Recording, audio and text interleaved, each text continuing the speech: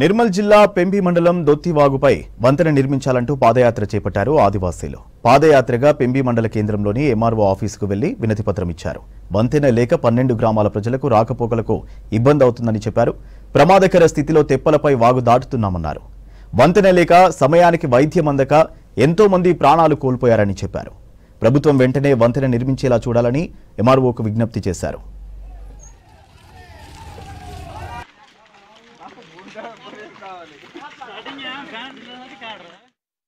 గ్రామాలకు రోడ్డు సౌకర్యం, బ్రిడ్జ్ సౌకర్యం కల్పించాలని చెప్పి మనం పెంబి మండలం ఎంఆర్ఓ ఆఫీస్ ఈ ముట్టడి చేయడం జరిగింది.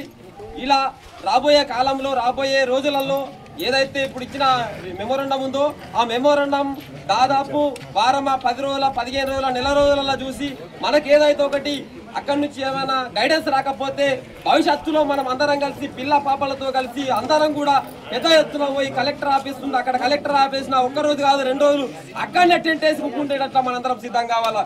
అప్పుడు ఖచ్చితంగా సమస్యలు స్వాతంత్రం వచ్చి దాదాపు 78 సంవత్సరాలు, 79 సంవత్సరాలు గడుస్తున్నా కూడా ఇప్పటికీ కనీసం ఆదివాసీ గ్రామాలకు కరెంటు సౌకర్యం లేక, విద్యుత్ సౌకర్యం లేక, వైద్య సౌకర్యాలు లేక ఎన్నో విధంగా